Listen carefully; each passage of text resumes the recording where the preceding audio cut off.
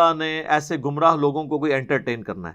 ان الذین کفروا وماتوا، بے شک وہ لوگ جو کفر کی زندگی گزارتے رہے اور ان کو موت آ گئی، وہم کفار، اس حال میں کہ وہ کافر ہی رہے، فلن یقبل من احدہم ملء الارض ذہبا، تو ایسے لوگوں سے اللہ تعالی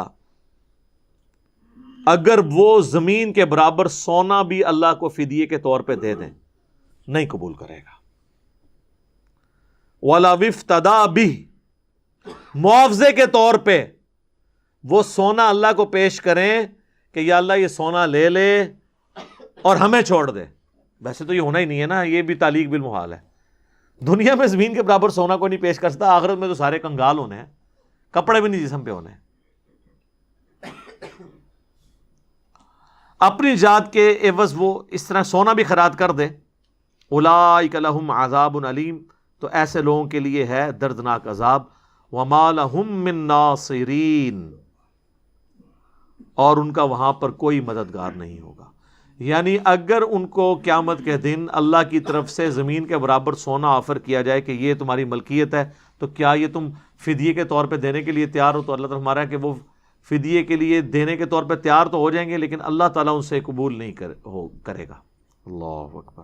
اللہم لا تجعلنا منہم، اللہم اجرنا من النار، اللہم اجرنا من النار.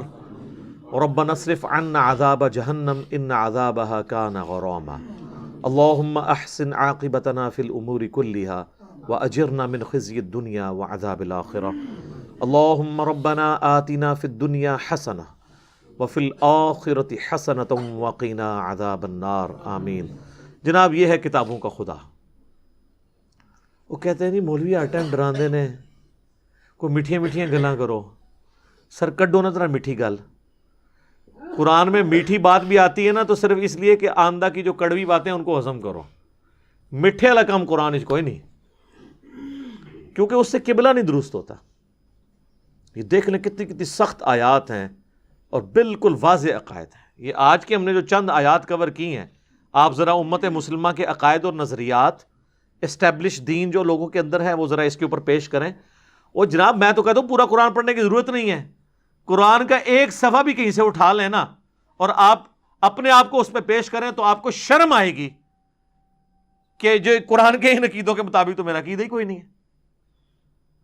پھر وہ کیا کرتے ہیں کہ پھر قرآن کا انکار کر دیتے ہیں ان عقیدوں کے لیے، اور وہ کہتے ہیں جی اصل میں نا جو اس پہ لکھا ہے نا ضروری نہیں یہی مطلب ہو، ضروری نہیں یہی مطلب ہو تو پھر کیا ہو؟ قرآن اس لیے نازل ہوا تھا کہ یہ والا مطلب نہیں لینا آپ نے. کہتے ہیں جی ہر گل وچ ایک گل ہوندی ہے، اصل گل ہوندی ہے. بالکل ٹھیک ہے جی، ہر گل وچ ایک گل ہوندی ہے اور اصل گل ہوندی ہے ادوں کہ جدوں وہ گل اونجی ہوئے. یعنی اگر میں آپ کو کہوں کہ میں نے آپ کے سامنے جو ہے وہ چھوٹے گوشت کی کڑھائی آپ کے لیے پکوائی ہے، اس کا مطلب یہ تو نہیں ہو سکتا میں نے خنزیر روسٹ کروایا. ہاں یہ ہو سکتا ہے کہ آپ کہیں گے چھوٹے گوشت سے مراد یہ چھوٹا گوشت نہیں ہے، یہ ہے بڑا گوشت ہے، بوٹیاں چھوٹی چھوٹی ہیں. چلو یہ تو پھر بھی سمجھ آ جائے گی کہ یار تعویل کر لی ہے. لیکن اگر اس میں خنزیر کا گوشت نکل آئے تو پھر یہی کہیں گے یار اتنی باطل تعویل تم نے کی ہے، اتنی دور جا کے تعویل کی ہے. اور یہی کچھ علماء کر رہے ہوتے ہیں اور مفسرین تفسیروں میں یہی کچھ لکھ کے گئے. اللہ تعالیٰ سے دعا ہے جو حق بات میں نے کہی اللہ تعالیٰ ہمارے دلوں میں راسخ فرمائے. اگر جذبات میں میرے منہ سے کوئی غلط بات نکل گئی اللہ تعالیٰ ہمارے دلوں سے ہی اسے محو کر دے، ہمیں معاف بھی فرما دے. ہمیں کتاب و سنت کی تعلیمات پر عمل کر کے دوسرے بھائیوں تک پہنچانے کی توفیق عطا فرمائے. سبحانک اللہم و بحمدک اشہد ان لا الہ الا انت استغفرک و اتوب الیک وما علینا الا البلاغ المبین. جزاکم اللہ خیرا.